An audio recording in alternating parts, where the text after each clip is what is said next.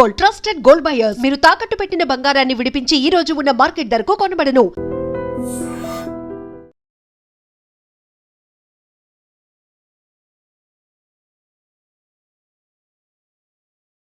ఎప్పుడు అనుకుంటుంటారు జనరల్గా ఒక వ్యక్తి సక్సెస్ అయ్యాడంటే వాళ్ళకేముంది, వాళ్ళ వెనక చాలా ఆస్తి ఉంది, డబ్బు ఉంది, లేకపోతే వాళ్ళ వెనక ఏదో బ్యాక్గ్రౌండ్ ఉంది, oh it's easy for them అంటారు. ఏ బ్యాక్గ్రౌండ్ లేదు మీకు, కనీసం ఆస్తిపాస్తులు కూడా అంత గొప్పగా ఏమీ లేవు.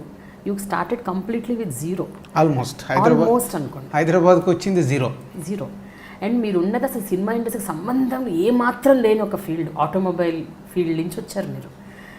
అంటే అంటే మీకు ఆ రోజుల్లో అనుకున్నారండి ఒక 15 ఏళ్ల తర్వాత 20 ఏళ్ల తర్వాత ఇలా నేను ఇంత సక్సెస్ అవుతాను, నాకంటూ ఒక పేరు ఉంటుంది, నాకంటూ ఒక రికగ్నిషన్, అంటే any did you dream at least? కనీసం థాట్ కూడా లేదు. డ్రీమ్ అంటున్నారు మీరు, థాట్ కూడా లేదు. మా ట్రావెల్ ఇక్కడ వరకు వస్తుందని నాకు నా ఊహలో కూడా లేదు. ఓకే. సో ఏది వచ్చినా ఈజ్ భగవంతుడు ఇచ్చిండే, ఇది అసలు ఇంపాసిబుల్. ఎవరికో కోటిలో ఒక మనిషి కానీ ఇలాంటి అవకాశం వస్తుందో లేదో నాకు తెలియదు, కానీ నాకు మట్టుకు అవకాశం వచ్చింది. ఒక 02 correct 1997 December 25th my successful film Pellipandiri release అయింది. సో ఈ December 25th 20 years. 20 సంవత్సరాలు ఒక 0 నుంచి ఈ స్థానంకి రావడం అనేది గ్రేట్ అచీవ్మెంట్. అయినో. అయితే అంతకుముందు మీరు తిన్న ధక్కా ముక్కల గురించి ఒకసారి మాట్లాడుకోవాలి. 1996లో మీరు హర్షిత ఫిలిమ్స్ అని పెట్టారు. కరెక్ట్. 1 yearలో 3 సినిమాలు తీశారు. ఆ 3 సినిమాలు అట్టర్ ఫ్లాప్ అయ్యాయి. డిస్ట్రిబ్యూషన్ రైట్స్ తీసుకున్నారు. ఆ 3 సినిమాలు పోయాయి. 3 సినిమాలకు దాదాపు ₹1 కోటి కంటే ఎక్కువగా, 80 lakhs పోయింది, ఆల్మోస్ట్ 1 crore యూ లాస్ట్. అప్పుడు ఏమన్నా మీరు పెద్ద స్థితిమంతులు కూడా కాదు, పెట్టిన డబ్బు రావటం కాకుండా పోయాయి ఇంకా ఎక్కువగా. So you almost went into loans, అప్పుల్లోకి వెళ్ళిపోయారు. సో అప్పుడు ఆ క్షణం ఏమనిపించింది? కంటిన్యూ అవుదాం అనుకున్నారా, వెళ్ళిపోయారు? ఇప్పుడు ఆల్మోస్ట్ బ్యాక్ వెళ్ళిపోయానండి. అప్పటికి 80 lakhs పోయింది, 40 lakhs మా ఇన్వెస్ట్మెంట్ ఉండే పోయింది, 40 lakhs అప్పు ఉంది. సో బ్యాక్ వెళ్ళిపోయి మా ఆటోమొబైల్ ఫీల్డ్లోనే, సో ఏదో మళ్ళీ అప్పు కట్టాలి, ఇంకా వేరే ఆప్షన్ లేదు. అప్పుడే అప్పు నుంచి వస్తున్న ప్రెషర్స్, హారిబుల్ స్టేజ్ అది. ఇటు మా రన్నింగ్ బిజినెస్ని హోల్డ్ చేయాలి, అప్పులు కట్టాలి. ఆ రెండిట్ల మధ్యలో ఆ స్ట్రగుల్ ఒక 1 year అయితే ఇట్స్ హారిబుల్. పోతే అక్కడ నేను అందుకే మనుషులు మన నిజాయితీగా ఉంటే ఏదో ఒక రోజు భగవంతుడు మనకు టర్నింగ్ ఇస్తాడనే దానికి నా లైఫ్లో జరిగిన ఇన్సిడెంటే. అరుంధతి అనే సినిమా అప్పుడు కాస్ట్యూమ్ కృష్ణ గారు తీస్తే 36 lakhs కొన్నాం. అరుంధతి ఏ అరుంధతి అండి? అప్పుడు సౌందర్య క్రాంతి కుమార్ గారి 36 lakhs కొన్నాం. రిలీజ్ రోజు 34 lakhs కట్టాము, 2 lakhs లేదు. 34 lakhs కడితే సినిమా రిలీజ్ అయింది, డిజాస్టర్. మొత్తం డబ్బు పోయింది, 0. 34 lakhs పోయింది. అండ్ అప్పుడు ప్రింట్ అండ్ పబ్లిసిటీ ఉండేది, అవన్నీ కలిపితే టోటల్ మొత్తం పోయింది అన్నట్టు. అయ్యో. 4th డేనో 5th డేనో నేను కాస్ట్యూమ్ కృష్ణ గారికి ఫోన్ చేస్తే ఆయన ఫోను లిఫ్ట్ అవాయిడ్ చేయట్లేదు. అంటే జనరల్గా ఒక ప్రొడ్యూసర్ డిజాస్టర్ అయింది, ఇప్పుడు డిస్ట్రిబ్యూటర్లకు సమాధానం చెప్పాలంటే చిన్న ఉంటుంది. బట్ నేను పట్టుకొని వెళ్ళి కలవాలని అంటే ఆయన ఏదో ఫ్లాప్ అయింది కాబట్టి వచ్చేదని అడుగుతారేమో వెళ్ళి నేను కవర్ ఇచ్చాను. 2 lakhs, బ్యాలెన్స్ 2 lakhs. అదేంటి అంటే సార్ మీకు 36 lakhs కదా కమిట్మెంట్, ఆ 2 lakhs ఇవ్వాలి కదా అని ఇచ్చాను. సో ఇండస్ట్రీలో ఒక్కరే మొదటి ఆఖరి వ్యక్తి అంటారు, ఇండస్ట్రీలో జరగదు మామూలుగా అది. సో మాకు తెలియదు కాబట్టి మన కమిట్మెంట్ కదా, మన ఫేట్, మనం సినిమా కొనుక్కున్నాం. అది నాకు ఎలా ఉపయోగపడిందంటే కాస్ట్యూమ్ కృష్ణ గారు నెక్స్ట్ అనురాగ సంగమాన్ని కన్నడ నుంచి రీమేక్ చేస్తూ జగపతి బాబు గారితో పెళ్లిపందిరి సినిమా మొదలు పెడుతున్నారు. సో నన్ను ఓపెనింగ్ పిలిచారు. ఎందుకంటే మేము ఎలాగో ఇంకా ఆల్మోస్ట్ డ్రాప్ అయిపోయాము, ఎందుకంటే లేదు మీరు రండి అంటే నేను చెన్నై వెళ్తే నాకు VHS ఇచ్చాడు అనురాగ సంగమాన్ని. సివి రెడ్డి గారు ఆఫీస్కి వెళ్ళి నేను సినిమా వేసుకొని చూస్తే నాకు బాగా నచ్చింది. ఓకే, బాగుంది, కానీ డబ్బు లేదు. ఏం చేయాలి?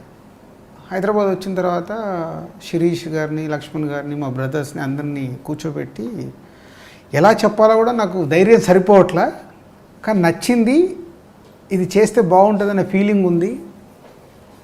ఎక్స్ప్రెస్ చేయడానికి చేసిన మా పెద్దన్న నో సినిమా ఫీల్డ్ వద్దన్నారు. నో అయిపోయింది, క్లోజ్ చేసేసుకుని ఉన్న బిజినెస్ చేసుకున్నాము అని రిజెక్ట్ కొట్టాడు.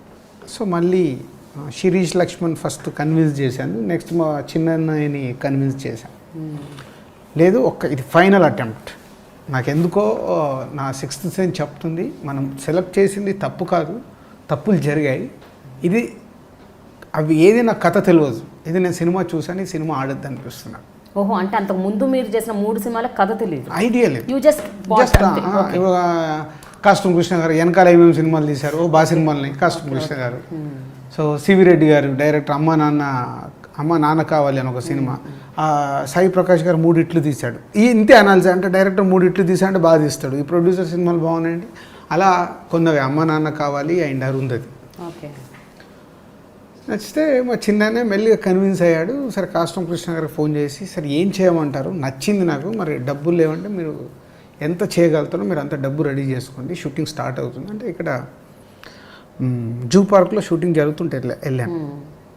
వెళ్తే కాస్ట్యూమ్ కృష్ణ గారికి పార్ట్నర్స్ ఉంటే కల్పించాడు. సో రాజు గారికి చేయాలంటే వీళ్ళకి పెద్ద ఎక్స్పీరియన్స్ లేదు కదండి, మనకు వేరే ఆఫర్లు ఉన్నాయి, అవి ఆఫర్లు అంటే లేదు నాకు ఈయనకు చేయాలి, ఏం చేస్తారని చెప్తే ఒక రేటు 65 చెప్పారు. 60 lakhsకు ఫైనల్ చేశాను, కానీ డబ్బు లేదు. దగ్గరే మాకు జూ పార్క్కి షాప్ దగ్గరే, సిద్ధంబర్ బజార్లో షాప్కి వెళ్ళిపోయి అందరికీ చెప్పా, బ్రదర్ని ప్లస్ వాళ్ళని పిలిచి 60 lakhs ఫైనల్ చేశా. వాళ్ళు ఇప్పుడు 6 lakhs కట్టమంటున్నారు, తర్వాత ఒక 6 lakhs, అలా 4 ఇన్స్టాల్మెంట్లు ఇచ్చారు. 24 lakhs కట్టాలి, రిలీజ్కి 36 కట్టాలి. ఓకే, వీడు ఫస్ట్ 6 lakhs ఆర్గనైజ్ చేయాలి. ఓకే, ఎవరి దగ్గర 1 రూపీ లేదు, మీ ఎవరి దగ్గర? అంటే నాకు షాప్ ఉంది, ఈజ్ రన్నింగ్. అది ఓకేలేండి, సో ఇప్పుడు షాప్లోకి వెళ్ళి తీయాలి, తీయాలి. తీస్తే ఏం ఎఫెక్ట్ అవుతుందో తెలియదు. ఆ రోజు గుర్తు సాయంత్రం వరకు ఆయన కాస్ట్యూమ్ కృష్ణ గారు హైదరాబాద్ టు చెన్నై ఫ్లైట్లో వెళ్ళిపోబోతున్నారు. 7కి ఎప్పుడో ఫ్లైట్ ఉంది. మధ్యాహ్నం నుంచి ఫోన్లు చేస్తున్నారు.